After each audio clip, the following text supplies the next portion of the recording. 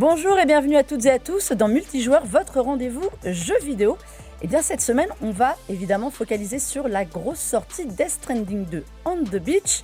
On va parler évidemment un peu cinéma, c'est Kojima. Et avant ça, on va se projeter très très loin dans le futur des consoles. Est-ce que la guerre va continuer ? C'est la question que je vais poser à mes deux invités du jour avec le retour d'Alexandre Cortez. Comment ça va, Alexandre ? Ça va bien et toi ? De retour aussi du Summer Game Fest. Ouais, c'est bon, là, c'est derrière nous, c'est dans le rétroviseur maintenant. C'est dans le rétro maintenant, il y a eu du Death Stranding entre temps. Ouais, exactement. Voilà, rédacteur en chef chez Gamecult. Ça se passe bien ? Oh, super. Il n'arrête pas. On parlait, juste avant l'émission, on se disait, ce mois de juin est interminable. Oui, vivement que ça s'arrête. Interminable. Et c'est évidemment, ça se voit sur la tête de Momo, qui est de retour. Ça va ? Ça va, Mohamed ? Oui, bah là, vous êtes un peu la team Los Angeles et tout, moi je suis resté là. Cette année, c'est vrai que tu nous as fait faux. Bon. Et oui, effectivement. Mais apparemment, c'était bien, enfin, c'est bien passé. Ça a l'air épuisant par contre. On a tous l'air très crevés. Il y avait de l'animation à Los Angeles en plus. Effectivement. Et bah, je suis content d'être là, merci de l'invitation. On parle de DS2, entre autres. Ça va être trop cool. Sur Jeux Vidéo Magazine, Mohamed, qui a fini Death Stranding 2. Ouais. Voilà. Ouais. Et il va essayer de raconter ça sans spoiler. Ouais. En tout cas, ce sera notre gros focus actu. Et en tout cas, c'est déjà parti pour l'actu à chaud, si ma voix le permet.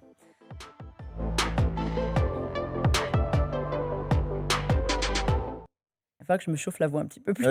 Elle aime pas trop la clim en ce moment. On va y arriver. Mais bon, ça va, ça devrait tenir. Sinon, vous parlerez pour moi. Messieurs, je voulais, en effet, comme je l'annonçais, parler avec vous de l'avenir des consoles. On sort du Summer Game Fest. On sort d'une année qui démarre bien. On avait tendance à dire que la PS5 a tout écrasé, ce qui est une réalité par rapport à la Xbox Series. Et donc que l'avenir, c'était quoi ? Le tapis rouge pour PlayStation, sa prochaine console. Il y a déjà eu une PS5 Slim, une PS5 Pro, en plus de la PS5. Xbox vit de sa Xbox Series depuis fin 2020. Et là, annonce en fanfare, un partenariat AMD Xbox, alors c'est pas nouveau, ça existe depuis la Xbox One, mais là visiblement quelque chose pour une vision beaucoup plus lointaine. Momo, Xbox finalement, les consoles, ils abandonnent pas du tout. Non, en plus c'est un truc qu'ils avaient déjà évoqué, je sais pas si vous vous rappelez, il y a eu un point, une sorte de meeting commercialo-stratégique qui avait été fait il y a un an à peu près, où il y avait Phil Spencer, donc le boss, Sarah Bond et tout, qui disait en gros comment était l'avenir d'Xbox. Et on se souvient de Sarah Bond qui avait dit précisément on va continuer à faire des consoles. C'était un peu passé sous le tapis. Mais là, c'est une vraie annonce en fanfare. Et c'est vrai qu'en l'espace de 4 jours, on a eu à la fois PlayStation et Xbox qui ont parlé de leur prochaine génération. Effectivement, avec AMD, c'est pas un truc qui est déconnant ou qui est nouveau. Par contre, la différence ici, c'est que Xbox a vachement mis l'accent dans sa vidéo sur la transversalité et le partenariat, il se fera sur à peu près tout en fait. Sur l'écosystème Xbox. Donc effectivement, pour les consoles portables aussi. La nouvelle console portable qui a été annoncée. Et la suite, ouais, notamment la ROG Xbox Live qui était balancée au Summer Game Fest. Donc on est sur une annonce en fanfare là-dessus. AMD avait répondu, Lisa Su, la boss d'AMD, avait répondu, je crois que c'était 2-3 jours après, en disant qu'elle était très contente de ce partenariat, etc. Donc c'est vraiment main dans la main pour, je cite, apporter plus de, on va dire, une fidélité graphique par rapport à différents jeux, etc. Avoir un écosystème toujours aussi performant et transversal de ce qu'il déclare, notamment par rapport aux puces, plus particulièrement quand on parle d'AMD, on parle de puces, on parle de silicium, etc. Donc il y a un vrai truc qui s'est passé en quelques jours à peine, en fait, entre les deux constructeurs. Et effectivement, c'est un truc qui est un peu étrange, mais on arrive vers la fin de la génération, en fait, dans le sens très traditionnel, on va dire, parce que c'est sorti en 2020, on est en 2025, logiquement, les 2 prochaines années, ce sera la fin de génération. Donc là, j'ai l'impression qu'on arrive petit à petit vers un moment où ça commence un peu à évoquer de ci, de là les trucs. Et le premier truc qu'on évoque, c'est les partenariats. Alex, c'était quoi pour toi cette annonce ? C'est genre Xbox qui dit coucou, on est encore là, on va faire des consoles. Il parle de créer conjointement un SOC dédié. C'est pareil, ça a l'air d'être un peu dans la logique des choses. AMD, on le rappelle, c'est le partenaire avec Asus de la console portable. Ils ont donné à la Xbox Live une puce très puissante, celle qui est une Ryzen 2 AI. C'est quoi ? On essaye de rouler des mécaniques, de tirer les premiers chez Xbox, ou c'est quoi le message ? Je pense pas. Moi, je pense que c'est surtout la concrétisation d'un truc qu'ils ont déjà lancé depuis plusieurs années. C'est, en fait, Mohamed l'a très bien dit, pour moi, le cœur de l'annonce, ça reste, avant même la console, ça reste l'écosystème. Parce que Xbox est arrivé à un stade dans sa stratégie où il se pose de plus en plus autant en éditeur que constructeur de consoles. Et ils ont besoin en fait de proposer un écosystème en fait qui accompagnerait les possesseurs de Xbox au-delà de la Xbox, partout. Et c'est pour ça en fait qu'à un moment ils avaient sorti leur slogan n'importe quoi peut être une Xbox, ta télé, ton téléphone et tout, parce que l'écosystème ça reste pour eux leur cœur de cible avec le Game Pass, avec l'unification des plateformes qu'ils veulent essayer d'apporter aussi, alors que contrairement au fait c'est vraiment le total opposé de ce que veut faire Sony, puisque eux leur but c'est d'avoir un écosystème très fermé où une fois que tu es dans l'écosystème PlayStation tu y restes à vie et tu n'en sors pas. Alors que là, Microsoft essaye une stratégie qui est totalement différente, qui est de complètement généraliser tout pour en faire quelque chose de central et pour tout le monde.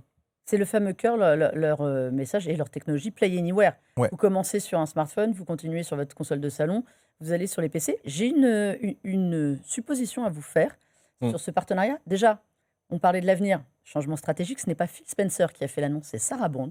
Alors qui s'occupe beaucoup du matériel aussi. Phil Spencer est un peu en retrait depuis quelques temps. On sait aussi que la succession se prépare.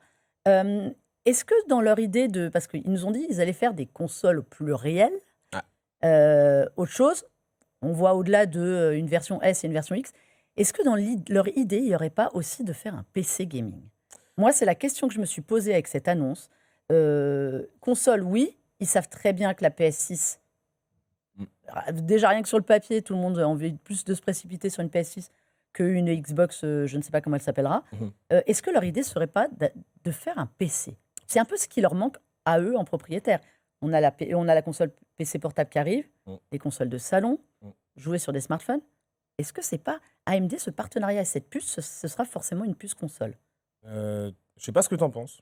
Moi, ma théorie, c'est que ça peut être entre les deux.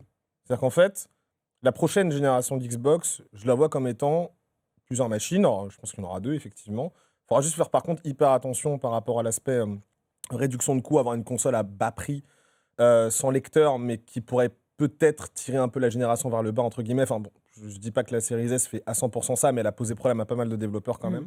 Il faut l'évoquer. Mais je pense qu'en fait, ils sont totalement capables d'arriver dans une situation, ils vont dire, on a une console avec une architecture qui est plus ou moins fixe, mais que ce sont des éléments qui sont ultra personnalisables avec plusieurs stores à l'intérieur, ce qui va encore plus se rapprocher d'un PC. Peut-être qu'ils en feront un, mais je pense qu'ils vont rester sur le système d'architecture arrêté pour qu'on soit avec une optimisation qui soit quand même viable, mais que par contre, sur tout le reste, on soit vraiment sur un truc qui soit comme sur un PC. En fait, techniquement, aujourd'hui, sur une Series X, on peut quasiment jouer clavier-souris. Déjà que sur Switch 2, on peut le faire. Donc déjà, c'est quelque chose qui peut arriver. Effectivement, je pense que le truc qui peut parachever complètement de cette stratégie, c'est de mettre Steam, c'est de mettre l'Epic Game Store, et c'est, je pense aussi, de plus rapprocher la console d'une philosophie PC. Je vous dis pas que forcément demain, on pourra faire du Word sur Xbox Next ou quoi, Essaye, mais je pense que ça peut être un peu entre les deux. Après, la théorie du PC, effectivement, est pertinente, mais dans ma tête, c'était plus un truc en mode, ça peut être totalement hybride et un truc qu'on n'a pas forcément vu. C'est un truc qui pourrait les différencier de PlayStation, qui reste dans un aspect très traditionnel, console de salon, exclusivité, etc. etc. Donc, je suis assez curieux. Alex, Sarah Bond, dans le fameux discours dont on parlait tout à l'heure, a aussi évoqué un gros travail en collaboration avec les équipes de Microsoft, puisque Xbox est une branche de Microsoft, mais ils travaillent quand même assez relativement chacun dans leur coin.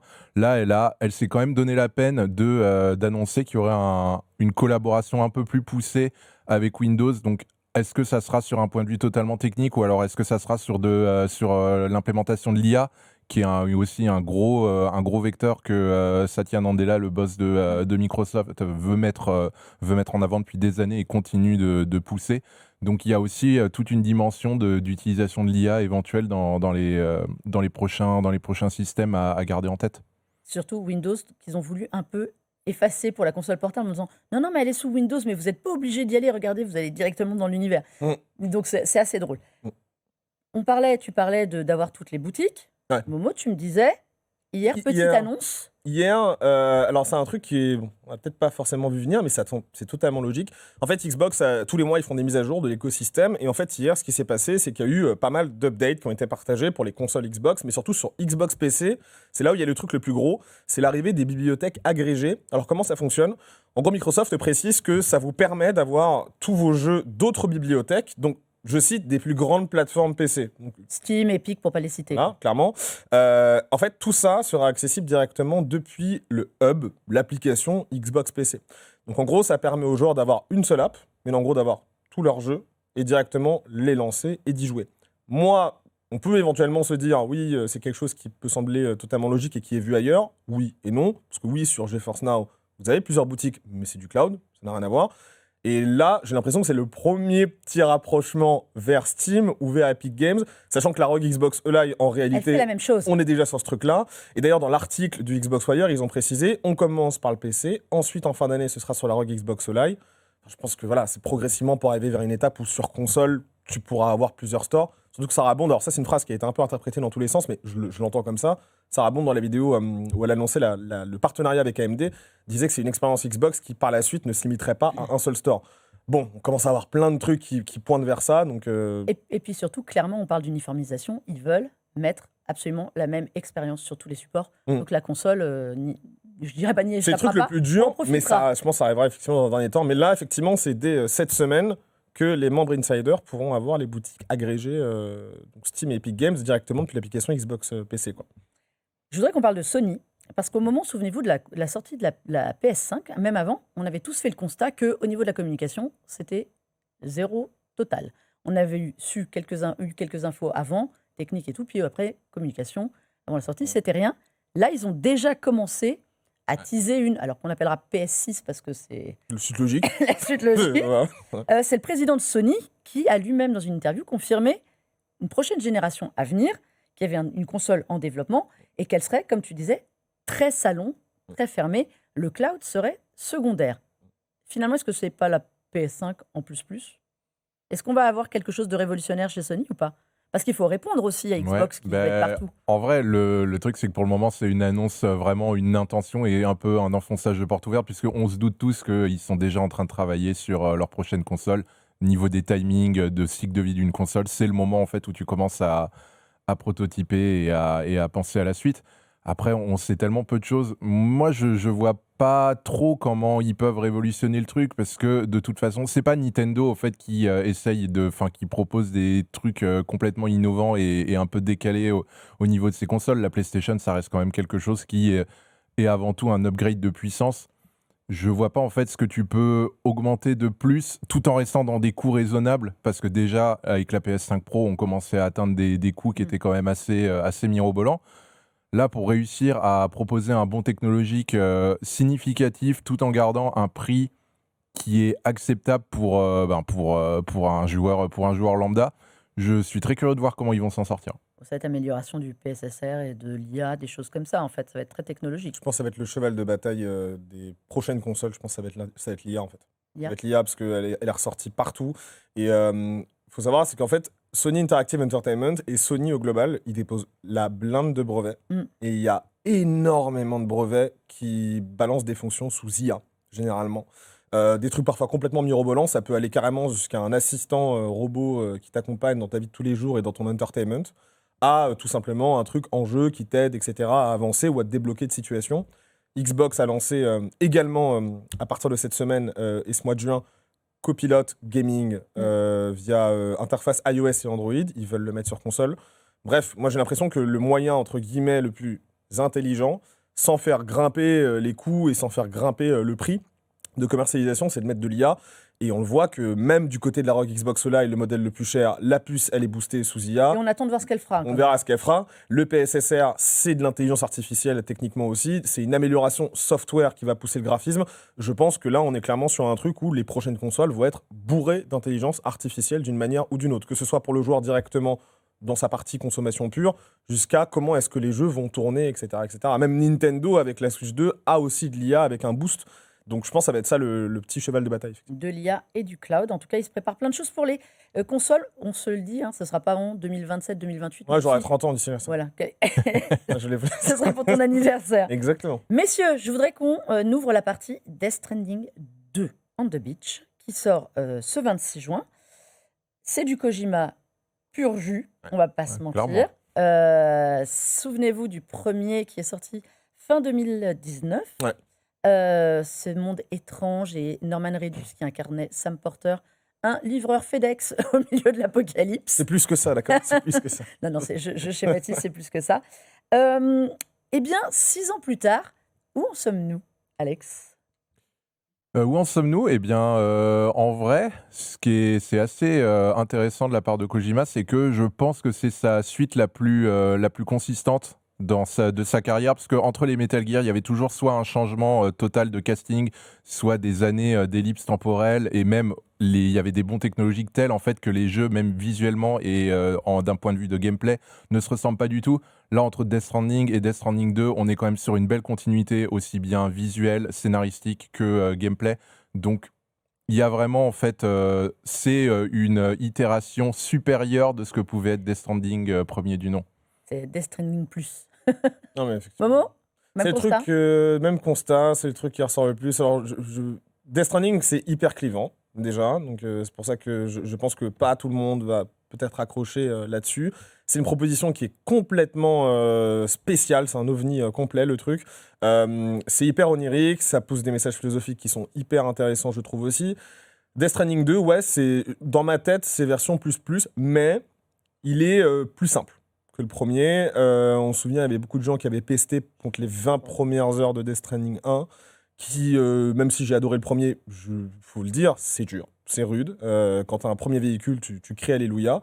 Je pense que Kojima a entendu ça et s'est dit que il allait peut-être simplifier les choses, non pas simplement pour faire en sorte qu'il y ait plus de monde qui arrive sur la franchise, mais pour peut-être permettre aux joueurs de se concentrer sur d'autres éléments, on va dire, assez importants.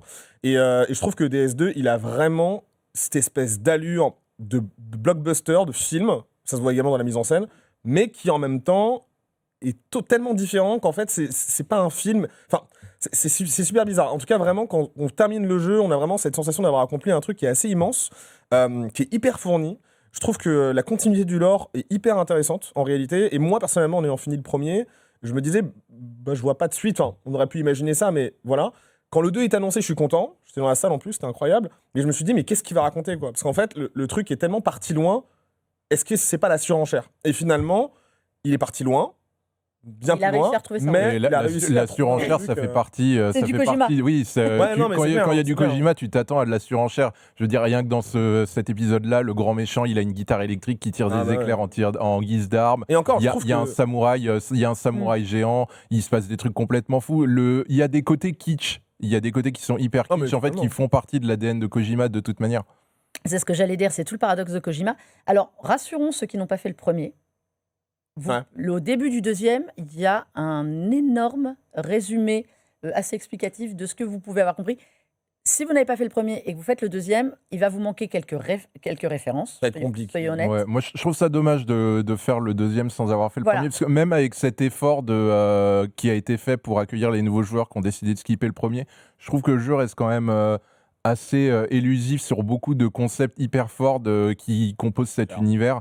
Et même, en fait, tu vas te retrouver au fait, à devoir lire des entrées dans le codex et à Corpus, être ouais. dans le corpus et de voir... Si t'as pas envie de passer des heures à lire et de bien saisir tous les concepts du jeu, je trouve ça un peu compliqué. Alors, on parlait d'accessibilité, il y a ce corpus, en effet, qui explique les termes, les personnages, les situations, les notions, très Kojima, parce que, comme on l'a dit, c'est un jeu très contemplatif sur le fond et la forme. C'est-à-dire que c'est Kojima, il s'écoute beaucoup parler aussi. C'est très intéressant, ça parle de sujets d'isolement. Alors, pour rappeler, on est dans un monde post-apocalyptique. Ça a démarré aux États-Unis, où les États-Unis étaient un pays ravagé, dispersé. À la fin du premier, on a réussi à tout unifier. Votre but, c'est de faire avancer ce fameux réseau chiral qui connecte des zones des pays entre eux. Dans le deuxième, on bascule au Mexique. En Australie, je ne spoil pas beaucoup parce que c'est quand même annoncé. Ouais. Parce que le Mexique est une liaison avec l'Australie, donc l'autre bout du monde. Et on doit repartir en mission. C'est peut-être ce que j'ai trouvé un peu dommage, c'est qu'on repart sur des mécaniques assez identiques au premier. Avec des véhicules plus vite, c'est vrai, et ça c'est bien. Mais c'est peut-être le seul reproche que je ferais, je le trouve beaucoup plus beau. Ouais. Et pourtant le premier était beau. Non, mais là, c'est PS4, pour moi, je trouvais que mais on est sur quelque chose de fou. Decima Engine, il est incroyable. Enfin, ce moteur parce que c'est le même moteur que tu utilises, c'est le moteur de Guerrilla, en C'est fait. le moteur de Guerilla, voilà. Je trouve qu'il gère super bien les open world, en fait. Parce que déjà, dans Horizon Forbidden West, je trouve que Forbidden West, c'est Moi j'adore. peut-être le plus beau jeu de la PS5, très honnêtement. En monde ouvert, je trouve ça assez fou. Et il gère tellement de trucs. La parallaxe, les sols, les falaises sont super bien faites. Les effets de lumière sont super cool. Les visages, je trouve, dans DS2... Le moteur MetaHuman qui fait les visages dans ce jeu, je trouve que c'est la première fois qu'on a une vraie expression. Bah, tu vois les comparatifs, tu vois, de Sam entre DS1 et DS2. Dans DS1, c'était beau, mais dans DS2, c'est complètement dingue. C'est complètement dingue. Donc, le jeu brille de mille feux par sa technique, ça c'est clair. Ça, c'est clair. Et le truc que je voulais évoquer, juste oui, c'est par rapport à l'accessibilité.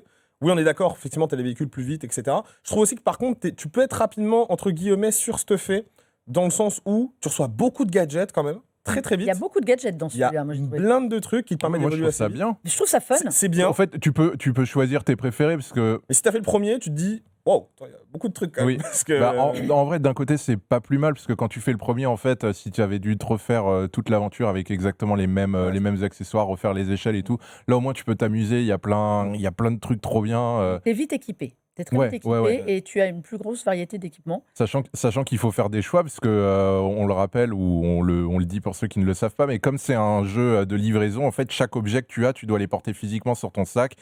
Si c'est trop lourd, limité, tu tombes par terre Comme une loque. comme une loque, merci. ou alors tu prends un pick-up, Ou tu prends ton pick-up. tu cales tout dans le pick-up. Moi j'ai fait pendant un moment, bon après je l'ai perdu, mais c'était terrible. Et juste le truc qui change par rapport au premier et qui par contre peut en faire un truc plus accessible, c'est vraiment les combats.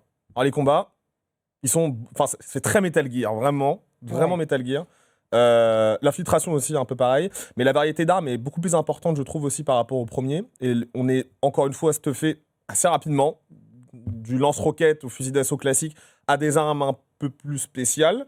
Les affrontements sont quand même beaucoup plus, armés et viscéraux en fait. C'est différent. Les combats, c'est pas la chose qui me passionne le plus dans. Non, clairement pas. dans Moi, Death je le Stranding. fais, personnellement, moi, je fais des combats seulement quand j'ai pas le choix, mais On est d'accord, moi je les esquive les zones de c'est combat. pas c'est pas vraiment le cœur du jeu, mais après c'est une bonne chose Ça a été amélioré je trouve. qu'ils aient amélioré ça parce que c'était vraiment un point qui avait été assez critiqué sur le premier. Donc on voit que en vrai, on voit sur plein de points que Kojima a tenu compte des retours qui avaient été faits sur le premier opus pour peaufiner tout ça pour le deuxième.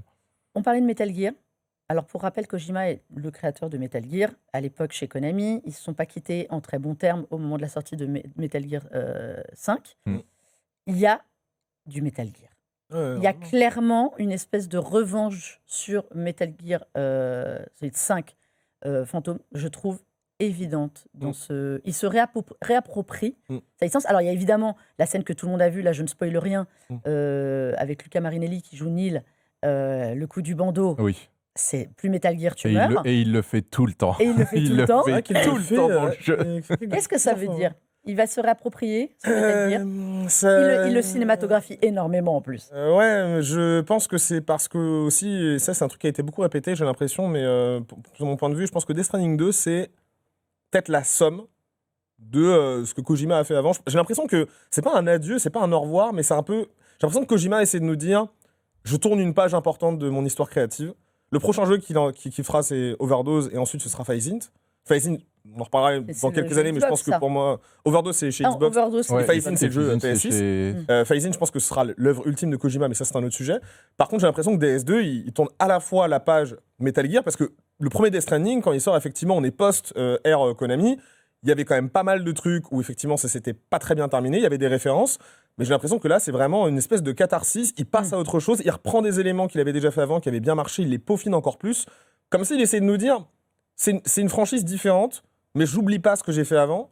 Et je le perfectionne encore plus. Pour le coup, on est complètement dans quelque chose en de fait, différent. en fait après son divorce avec Konami, il avait un petit peu renié ce qu'il avait fait dans le sens où il refusait d'en parler, il refusait au fait d'y faire référence, et puis à chaque fois qu'on l'interrogeait là-dessus, il bottait en touche. Là, avec, comme l'a dit Mohamed, avec Death Stranding 2, il se réapproprie vraiment ses créations et il les assume. En fait, il arrête de botter en touche là-dessus et il assume totalement. En fait, oui, Neil ressemble à Snake. Et alors? C'est comme ça. Et alors, c'est vraiment ça. Non, c'est clair. On parle des prochains jeux de Kojima. Est-ce que le prochain projet de Kojima, ce serait pas un film? Je n'ai jamais vu autant la patte cinématographique de Kojima, qui est un énorme fan de cinéma, que dans ce Death Stranding 2. Les plans. Alors, on sait son amour pour le cinéma. Il ne cache pas qu'il veut faire un jour un film. Il répète suffisamment sur les réseaux dès qu'il peut une référence cinéma. Il regarde combien de films par semaine? Je ne sais pas quand. C'est Je ne sais énorme. pas. Beaucoup trop. La structure de Death Stranding, déjà en chapitre avec un prologue, tout ça.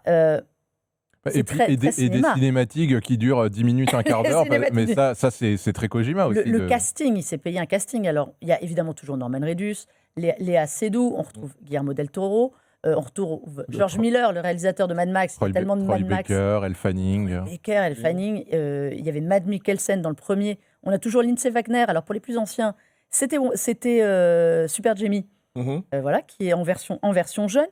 Il aime les acteurs, il aime les diriger. Il y a des vrais plans de cinéma dans ce film.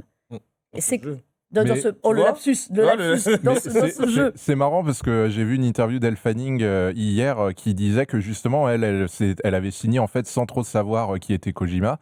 Et en fait, elle pensait qu'elle venait juste pour faire du voice acting, et elle s'est retrouvée à faire de la mocap et tout, comme si elle était dans un vrai film, et ça l'a hyper surprise. Ah, le traquenard. Il aime diriger les acteurs. Il y a des plans, enfin, il y a des plans quand il est sur son espèce de moto et qu'il passe au ras de la caméra qui est au ras du sol et on prend toute la terre.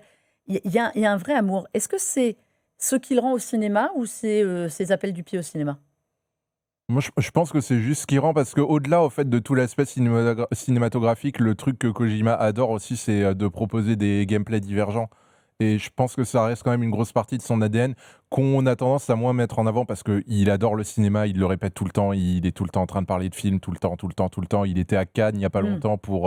Il a quand même fait un speech, enfin, ouais, il a été invité à Cannes pour faire une masterclass alors que c'est pas un réalisateur de film, c'est quand même quelque chose qui doit être noté. Inédit, hein. Ouais, mais ça reste malgré tout un créateur de jeu et je pense qu'il a quand même besoin de cette composante de gameplay, de création de gameplay divergent pour vivre intellectuellement et culturellement. Et son studio s'appelle Kojima Productions et pas Kojima Interactive ou Kojima Studio ou ce que vous voulez, comme on entend souvent. Il est quand même totalement dans son délire. Après, ouais, t'as Sucker Punch Productions aussi, tu vois, par exemple. Mais, non, mais tu vois, c'est drôle. Après, la question est totalement légitime parce que ça fait des années qu'on se la pose et aussi que Kojima fait de très nombreuses références au cinéma toujours et aussi qu'il parle à beaucoup d'acteurs, etc. Il est vachement dans le milieu. Et puis, effectivement, quand tu vois Death Stranding 2, c'est quand même très particulier, hyper cinématographique. Je dis pas que c'est sûr qu'il fera un film. Il a déjà dit plusieurs fois qu'il aimerait bien en faire un. C'est pas la même chose faire un jeu et un film. C'est pas la même chose. Et après, bon voilà, il y a une adaptation ciné de Death Stranding 2 qui est en préparation par A24. Kojima, pas trop impliqué dans la réalisation. Il est consultant, quoi. Il est consultant. Il a dit, je veux pas le réaliser. Il y a un animé qui est en préparation aussi. Il n'est pas forcément dans le projet non plus. Je pense que le truc qui, par contre, là, oui, se rapprochera davantage du cinéma, moi, je pense que vraiment, ce sera Phase Int. Et Phase Int, c'est vraiment... Kojima lui-même l'avait dit, et Herman Hulst aussi. J'ai vraiment l'impression que ça va être le projet qui va être à mi-chemin entre jeux vidéo et cinéma, mais plus que jamais. Et j'ai l'impression que c'est ça le projet ultime de Kojima, c'est vraiment Phase Int. Avec un casting, je crois que ça avait été un peu teasé, disant qu'il serait vraiment d'ampleur ce casting-là. Je ne sais pas à quoi va ressembler l'expérience, parce que je ne sais pas si ce sera uniquement un jeu ou si ce sera quelque chose qui sera à la fois un film au cinéma et un jeu vidéo en même temps. Je ne sais pas, il n'y a que Kojima pour faire un truc complètement barré là-dessus. Mais oui, il y a de très nombreux appels du pied. Après, effectivement, je suis d'accord, c'est une personne qui a toujours été dans des créations de systèmes de jeux, de gameplay, de game design, etc. Depuis Penguin Adventure, le gars, il fait que ça. Donc, je pense qu'il aime profondément le fait de trouver de nouvelles manières d'interagir pour que le joueur soit un peu immergé dans un univers, etc. Mais en même temps qu'il soit acteur des choses. Et je pense qu'il aime trop ça pour se consacrer uniquement au film. Et je pense que ce projet qui permettra de lier les deux, vraiment, ce sera Phase Int. Après, Overdose a déjà un système avec pas mal d'ambitions cinématographiques. Il bosse avec Jordan Peele. Jordan Peele qu'on connaît très bien pour du film, entre guillemets, d'horreur, etc. Je pense qu'il va vraiment être à la frontière très régulièrement. Phase Int va aller un peu plus loin, mais je ne sais pas s'il s'engagera pleinement dans un film. Et il y a quelque chose qu'il faut vraiment lui rendre, c'est le choix des musiques. Alors là, dans le premier et dans le deuxième, c'est encore mieux. Ouais. Et l'art de les placer, c'est là où je te dis, on est dans quelque chose de très cinématographique. Ouais. L'art de placer les musiques, les bonnes musiques dans les moments de contemplation, de promenade, et surtout de citer, de nommer à l'écran le titre de la chanson et le groupe. Tellement. On est d'accord, Alex, il n'est pas le seul à faire ça. Du cinéma dans le jeu ou du jeu dans le cinéma, ou je ne sais pas comment on dit. Est-ce que c'est une obligation aujourd'hui pour faire un jeu narratif, il faut faire du cinéma ? Une aventure cinématographique, bah à ce niveau-là en fait de production avec des tels budgets et avec tout ce que ça implique, oui. Surtout que c'est un peu la marotte de PlayStation, les jeux très cinématographiques et très narratifs. Et on le rappelle, pour le moment, même si ça ne durera pas, Death Stranding 2 est une exclusivité PlayStation. Ça arrivera sur PC un jour ou l'autre, comme le premier, on ne sait pas quand, mais ça arrivera. Sur Xbox après aussi. Mais c'est un peu dans l'ADN de PlayStation de proposer des expériences très narratives et très cinématographiques. Donc Death Stranding, ça s'inclut totalement dans cette lignée, même si ça pousse les boutons encore plus loin que n'importe quelle autre production. Alors messieurs, le mot de la fin, parce qu'on arrive au bout de l'émission. Death Stranding 2, On the Beach, on le fait ou on le fait pas? Franchement, ça dépend. Hein. Non, franchement, ça dépend. À qui tu le recommandes? En fait, c'est comme le truc, c'est comme le premier. Le premier a été hyper clivant. C'est soit tu l'as aimé, soit tu l'as détesté. Honnêtement, je pense que si tu as essayé le premier, que t'as pas aimé, que t'as détesté ce qu'il proposait, pour n'importe quelle raison, que ça soit scénaristique, gameplay, il y a très peu de chances que tu apprécies le deuxième, je pense. Parce que c'est vrai, c'est ce que j'ai dit au début, c'est vraiment une continuité du premier opus.